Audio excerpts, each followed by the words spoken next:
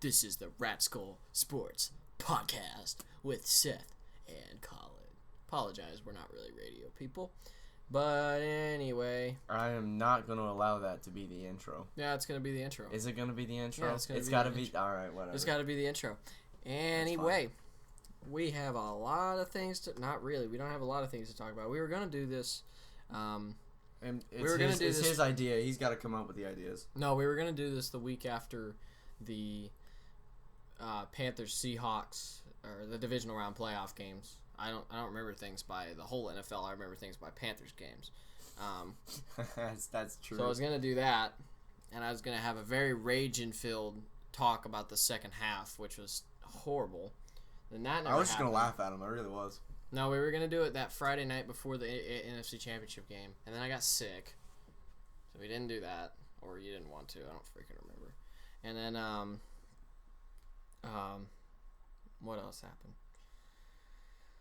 I don't remember. Let's see. The Seahawks about came back. No, we know all that. I'm just meaning that. And then the Super Bowl, which that's a whole nother video. The moment I can get the whole thing, the whole TV broadcast on my computer, I'm going to do a full in-depth video on that. All right, quick summary. If you say anything about the Super Bowl that's not, the Panthers didn't play perfectly, then you're a conspiracy theorist, which is not the case. But anyway, we're gonna get on that another time. I'm gonna go ahead and follow up with this with the little quick summary of the Super Bowl. Two amazing defenses played. One defense played just slightly better than the other, and found some way to do it. Obviously, there's a little help from the refs, but one defense played amazing. One defense played just one notch above that. So that's how it works. So. Anyway, actually, I think I might be able to buy the Super Bowl. If I needed to, I could buy it on iTunes. I think they have it. I know I bought a Panthers playoff game, a whole one, the Arizona one last year. Did you? Yeah. I know I could have bought the divisional round too. So okay. I never checked any of the other games because I didn't care. The Panthers were in it. Anyway. We got a few things here. The Colts, which is Colin's favorite team. I don't know if anybody knew that. Didn't care. Just he knew that. I knew that. That's all that mattered. Colts released Matt Hasselbeck. What do you think about that? Just as a Colts fan? Did we release him or did he just walk away? I think there might be a little difference. I think he walked away. Matt Hasselbeck says goodbye. Yeah, I think he walked away. Is he retired? I don't know. Let's see.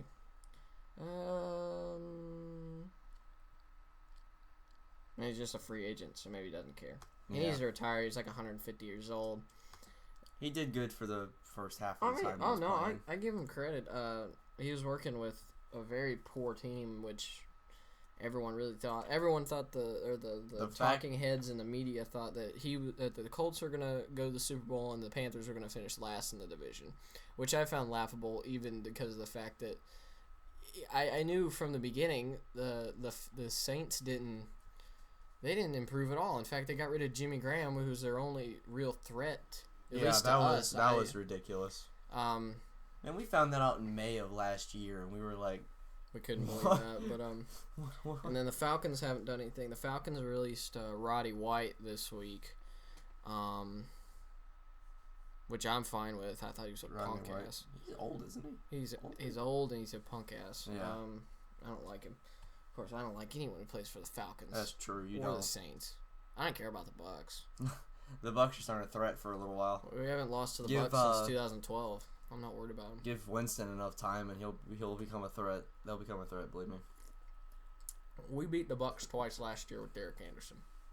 I'm not worried about it. They didn't have Winston last year though. We didn't have Cam Newton, so we killed him way worse. Well, actually, no, it's 2 seasons ago. Excuse us, 2 seasons ago. Whatever. But 2014. Whatever.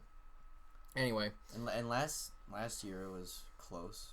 Like the second game was close. Oh, they were yeah, it was close. For the first half, it was close, and then you guys kind of started. We were up 9, and then they got a touchdown late, and then it wasn't as close as it looked, but yeah. Anyway, that was right after Cam's car accident, which actually ended up being a good thing, sort of. It's the only way the man would not play is because he got a car accident. He needed to not play because he was injured and everything, but. Anyway, big news for the Panthers. The major news is the release of Charles Johnson. That's going to hit you guys hard. Not really. Tony Ely is a beast, dude. The only problem with it is I think the only problem is going to be the fact that you guys are going to want to shift one of those guys over. Although Ely, isn't he a backup or who? He was technically a backup. Yeah, to so Charles. Ely might just go. Yeah, Ely would just stay there. Never mind, that's not a problem. He's gonna stay there, but the problem is Benjamin's coming back. That's good too. Yeah, Benjamin's coming back. But anyway, the problem is obviously Jared Allen retired. Yeah. Jared Allen's retired now, so now I don't really know. Or Ryan Dallaire probably. We haven't released him, right? Yeah, he was good. He played his first game of the season against. Was it the Buccaneers? I do not remember. I think it was the Buccaneers. And he did pretty good on that one. We also released Dewan Edwards, I think. What's the problem? I don't know who that is. He was a defensive tackle. Oh, yeah. Yeah, Dewan Edwards. That's just making roster space. I mean, we don't need... I mean, our defensive tackles are... 3 of our front 4 I know right now are just stacked. We got Starlo Tulele, Kwan Short, and Coney Ely. Like, that's beastly.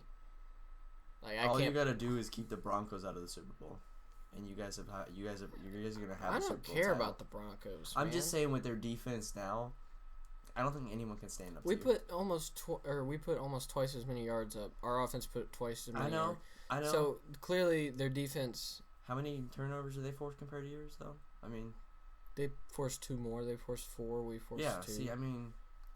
Granted, Josh Norman screwed that up. Yards and and turnovers are, obviously they're part of the same thing. But if you can't force turnovers, but you still let up yards. Well, yeah, but forcing turnovers is one thing. But that goes along one line, obviously. But. If they go 3 and out, or they get 1 first down every drive, and we make them punt, like, have you seen what's the statistic on how many times they punt? Hold on, let me look at it. Super Bowl stats. It's like Peyton Manning threw 141 yards, and about 30 of them were off that first play of that first offensive play where he threw it to Owen Daniels, and Owen Daniels just shoved. He had such obvious pass interference against what's his name? Roman Harper. Well, we released Roman Harper too, so not we. I mean, Panthers, whatever. Look at this. Look at that. Yeah, Peyton Manning, 13 of 23 for. Oh, jeez, what's that? I don't want to watch that.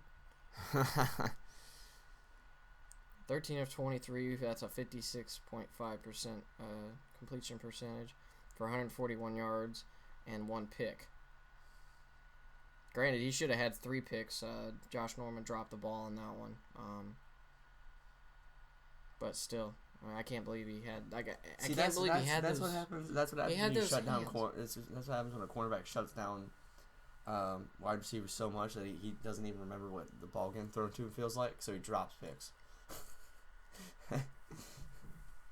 I'm funny. Laugh at me. Why did I just click on Peyton Manning's stats? Yeah, he had better stats than John Elway and his freaking bullshit. Anyway, I can go on and on about all that crap, but I love hearing. I've heard it too many times. How many times Cam Newton got his ass kicked in the Super, or the Panthers got their ass kicked in the Super Bowl.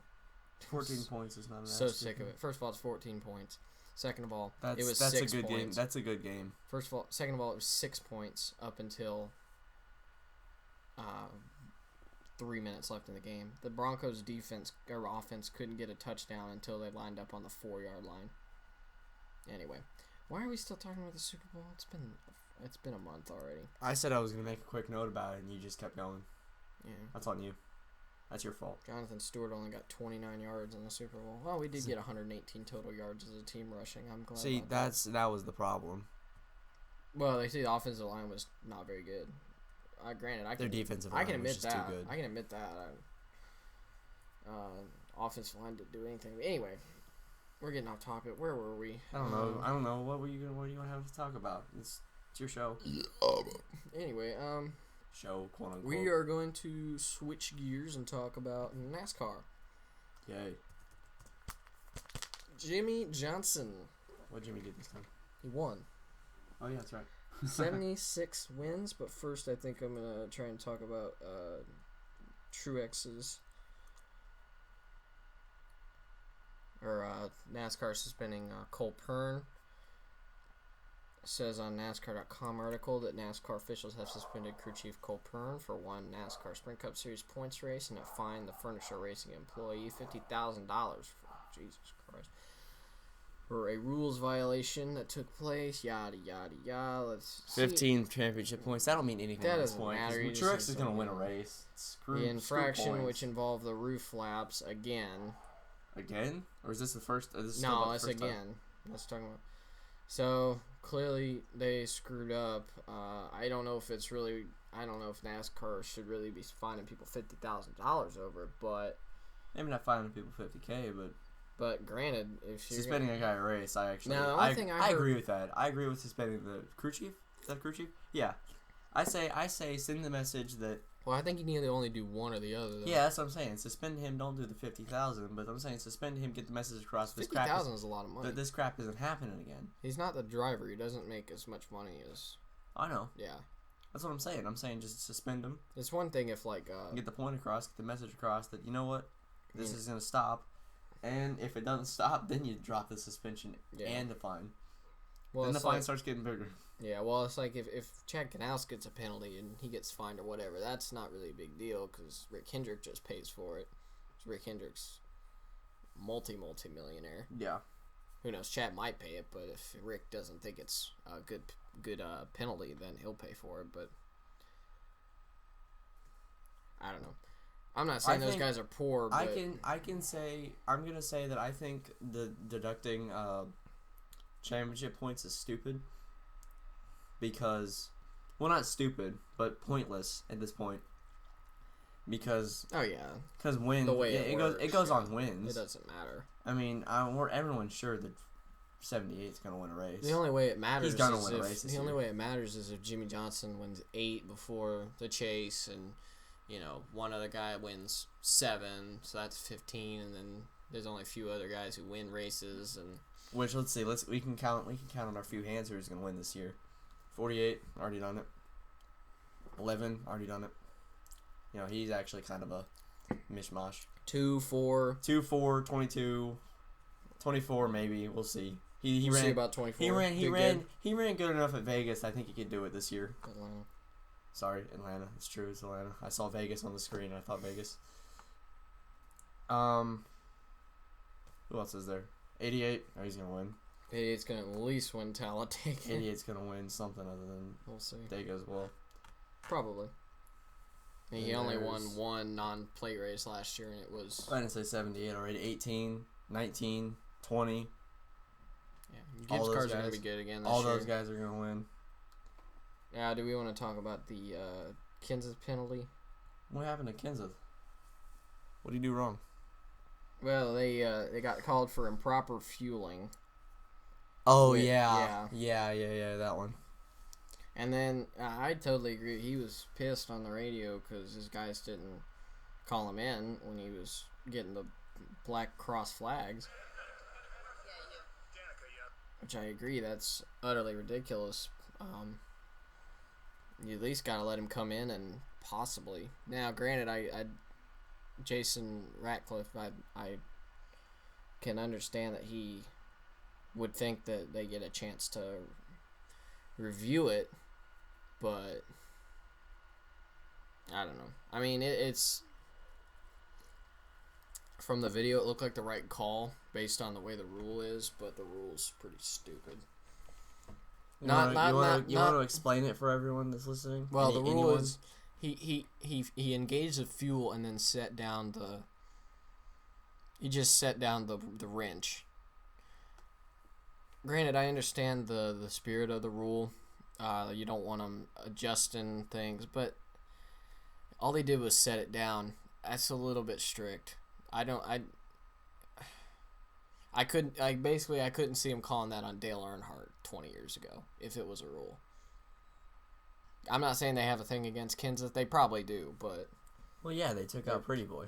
Yeah. He took out Pretty Boy last year. Of course they have a thing against the 20 car. 20 team, really. Just... let's not start that argument. Harvick can do it the week before, and that's not... I'm kidding. Let's not start that. That again. I just think... We can get on the chase another time. I think that's just a ridiculous rule. Well, maybe not ridiculous, but, the fuel... Well, it's not really, because it is dangerous. It is dangerous. Yes, but they're trained. I'm sure they're trained to do all those things. I'm sure they're trained to do 3 things at once. Well, drivers are trained to drive it too. That doesn't mean it's not dangerous. That's true. But I get the idea of the rule, but to do it that strictly, to the point of ridiculousness, is kind of crazy. I don't know. I mean, that fueler knows now he won't be doing that anymore. You better hope. That fueler is going to be out of a job if he does. Not as quickly. Yeah, he'd already be out of a job if he was on the 48 team. they move people around quicker than you can say. Anyway, Jimmy Johnson wins at Atlanta, ties Dale Earnhardt with 76 wins. He did it in 15 years. If only we had the 7th championship a year before, that'd have been nice. Earnhardt does it in 22 years, and people still think Jimmy Johnson sucks. Okay, you can say whatever you want about his titles. I agree. Mostly because 07, I feel that's Jeff Gordon's title. 14. So what? You're saying both of them have 5 instead of one has 6 and one has 4?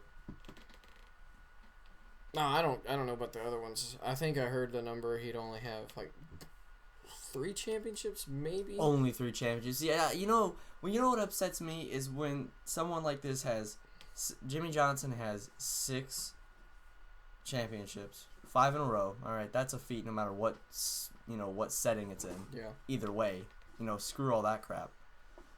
And people do these calculations. Yourself looks up stuff. People do the calculations that who would have won if said Chase wasn't involved. Yeah. And they go only 3. I think only 3, dude. You know how many drivers would love to win 1? Yeah. Let alone do 5 in a row and then go back 2 years later and do a 6th. Now have tied Dale Earnhardt Sr., the Intimidator, the man everyone looks up to, just this slight little bit under the King, only because the King has 200 wins, Dale Earnhardt. And I can make an argument for someone else. And people say only 3 championships. Yeah, that's like saying Dale Earnhardt, the man who everyone says is amazing, only got 7. If he's so good, why did he only get 7 Excuse me? I mean, honestly, just excuse me. Just excuse yourself from the conversation. Well, I mean, it honestly upsets me that people say only a few championships when they insert X number here. Well, it's like you can say that about plenty of other guys. Any number, like Super Bowls and teams, Patriots, just because, it came to mind. Patriots ran out of ways to cheat. They did, but they've gone to the Super Bowl 6, 1-4. Is that correct, or what number? With Tom Brady. With Tom Brady. So we're gonna, and people say the Patriots have only won 4 Super Bowls. I said only 4. I don't think anybody says that. No, I'm just as example. Only 4. Are you kidding me? Nah, I think Jimmy Johnson should have. I think the math was done. He'd have 4 without the chase. I think that includes 2013. I'm not 06, 09. So you're saying those are the years that he went out and just excuse me, he outraced everyone. 06, 09, maybe 2012. I don't really remember that one. Maybe 2013. I'm not sure. I know Jeff Gordon without the chase would have, I think, 04, 07, and 14. From the ones I've seen. Even with the chase, Jeff should have added 14, but that's again another conversation. Anyway, I don't really care. It's as clearly as I've seen nowadays, it doesn't really matter. Also, with the end of the Atlanta race yesterday. Yesterday. Sunday. What day is it? Thursday? Yes. Anyway, at the end, Kyle Busch was complaining that he actually got second, and I wasn't really sure just because I didn't know the actual caution was out. Apparently, the caution came out when they were in turn 4. So if it came out when they were in turn 4, I haven't really seen it exactly. I haven't looked at it I didn't properly. hear about this.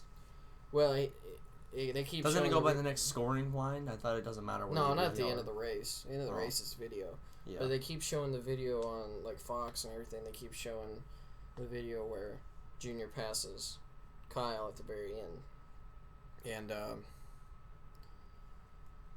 it's like, well, they're not racing back to the line unless they are, and I don't know that they're racing back to the line, which I don't think they are. Well, Dale could have been. That's why you got past him. Well, I know Dale. Well, they were just racing. I don't think anybody realized the caution was out except maybe Kyle. I know he said he lost the nose going into 3 on that last lap, which makes sense. That's what I thought. I thought he either got loose or just understeered or whatever, but that's what it looked like. I thought there wasn't any way he wasn't going to win that race. That was good of a restart he got. Anyway. So if the caution did come out, if the lights were on in 3, then they screwed up and gave Junior the second place spot. But again, with those set of drivers, points don't matter. I mean, money matters, but other than that, points don't matter. But the money's even more this year because there was 4 less drivers than there were last year. There was only 39 drivers in this past race. Which sounds weird. Well, then why I don't see why Joe Gibbs doesn't just take that up with Rick. What do you think Rick's gonna do? Would Rick really give away more money? Honestly, probably not. But you can talk to him about it. Get Rick to say something or something. If he cares enough. It doesn't matter who it is. The benefiting team is always just gonna say, "Well, that was the call." Yeah. And I don't blame him. I would too. But. Anyway, what was I gonna say? You want to talk about the Daytona 500? Any? Pretty good race. 78 should have won that, but the 11-hour race. That's about all I gotta say. Here's one thing I have to say. This is driving me crazy. The amount of people who get pissed, just utterly pissed, or not pissed, but just complain, and that's all that Facebook is. And I can't stand Facebook, and I don't even know why I have a Facebook. Because I hate it. I hate everybody. It's turned into a personal rant, guys. Everyone walk away from the only thing anybody my Facebook thing was forever. Bernie Sanders posts how wonderful and godlike he is, how awful and Nazi-like Donald Trump is, and then complain about football, complain about bandwagon Panthers fans, complain about NASCAR. No, I'm not mentioning any names because it was everybody. I can't mention everybody's names. That's all Facebook was forever. And you know what? I just had to start removing things I didn't like because I was sick of seeing it. And I still click on the comments on something about Donald Trump or something about. It's so unoriginal. Everything about Donald Trump's the same. Everything about Bernie Sanders. Hey, the only good candidate.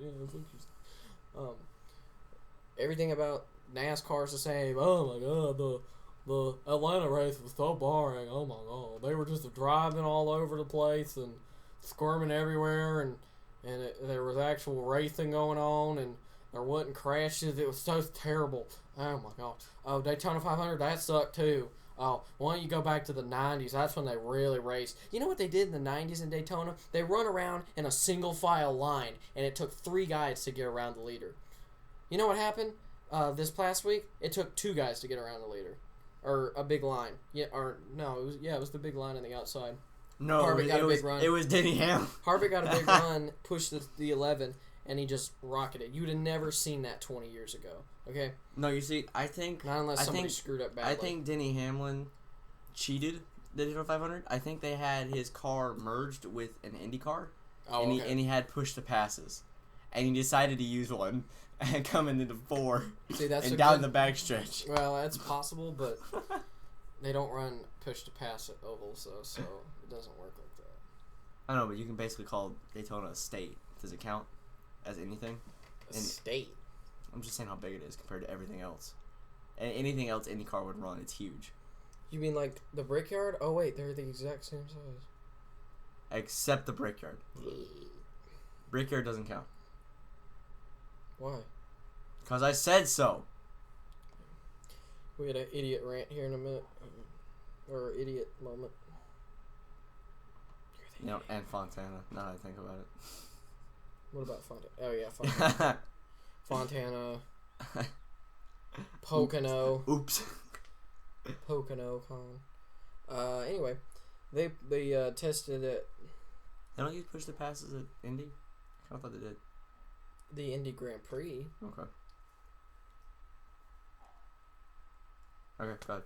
Anyway, they did. They tested the Indy cars over at Phoenix this week. Ooh. So apparently they were pushing pretty fast speeds. I don't remember what Someone's they gonna were. get killed there. No. Yeah. No, nobody. As long as the pieces are big giant clunks again and not little tiny pieces. Well, the wings on the Hondas are less complicated this year, so it should be better. Because if it's like it was last year at Phoenix, someone's gonna die. Someone's gonna get hit in the head again and die. Colin, Justin Wilson died at Pocono, not Phoenix. I know. I'm just saying, if the wings are like that at Phoenix, this small racetrack, dude, I think. Colin, they run the road course setups at those races, which they're not running as fast. I don't know. Everybody's. That's not my point.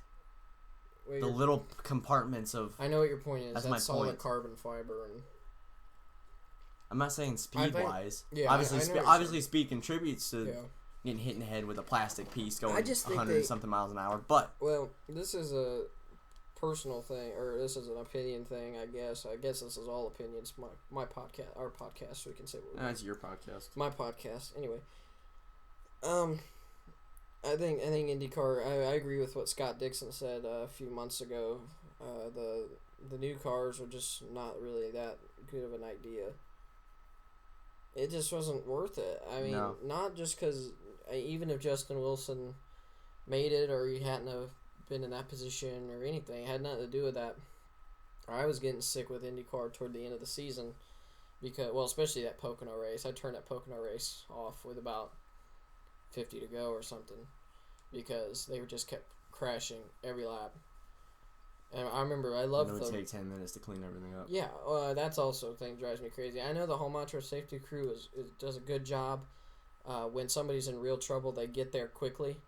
But when somebody, like at NOLA last year, thank God that race is not going to be in there this year. But it wasn't a terrible track.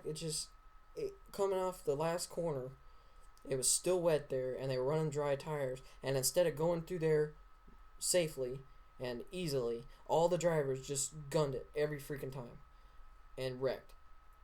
And then when they would finally make it out, Sage Karam would spin. I can't stand Sage Karam. Anyway. Sage Karam. I think before we step on any more toes, we should probably end this here. No, I don't care. No, for those who care, I mean, if you don't, then I don't care, but I didn't care about Sage Karam. I didn't care either way. I thought his comments on Takuma Sato after the Indy 500 were funny. Yeah, they were rude, but who cares? I'm rude too. So if I was being a hypocrite asshole about that, then I'd have to rethink my life. Anyway, ever since I saw him race Ed Carpenter as dirty as humanly possible at Iowa at the end of that race, then I just lost all respect. Because in IndyCar, this is also what drives me crazy about IndyCar. Genuinely, people will get like halfway to a guy, or no, they'll be getting overtaken by a guy, and then so instead at like a street course especially, to avoid being overtaken, they just cut him off, and they can't do anything about it because you're gonna run him in the wall, and their race is over. That's dirty. You don't race like that. It's bull crap. I'm sick of it. That needs to be a penalty. They call that blocking if he does it before the move, but once he's there, it's just racing, apparently. I can't stand to see Paul Tracy defend that kind of thing. Just ridiculous. I'm not slamming Paul Tracy, but He says some stupid things sometimes. Anyway, where were we at? What were we talking about? I don't remember. Actually, it looks like we're at our time limit, so. We have a time limit? Yes, I'm giving us a time limit. Damn. If I have to sit here, I'm not sitting here longer than 30 minutes. No, you're already sitting here longer than 30 minutes. 30:21. I'm just going to get up and walk away. Don't get up and walk away. Anyway, if you enjoyed this podcast, let us know. I know it's not exactly a podcast. You don't download it or anything, but... See, we're nice. We just give you to you conveniently. Exactly. It's because we love you guys. We do love you guys. Well... Some of you. Yeah, we love you guys. We'll go with that. Some of you. Just don't give us a reason not to love you guys. Give us a reason not to love you. He's hinting, don't be dicks. Sorry, I just blew your ears out. I blew their ears out already. You don't get to do it twice. No. Bad. What? Bad. What did I do wrong? I know exactly what you're going to do. Probably. I can guess. Anyway, that brings us to the end of the show. We're going to try and do these about every week or so. If you can get me in here. Or so, yeah. Quick, let's do predictions. Las Vegas, NASCAR, go. Top 3. Top 3, who's on pole? Give me that one real quick. They haven't qualified yet. It's Thursday. Oh. Harvick. That's Harvick. Truex. Elliott. Okay. Third. Elliott. Let's be a little more reasonable. Kevin Harvick, Jimmy Johnson, Carl Edwards. Wow. You think Carl Edwards in third is more reasonable than Chase Elliott? Yes. Pow, pow, pow, pow. Shots fired. See ya.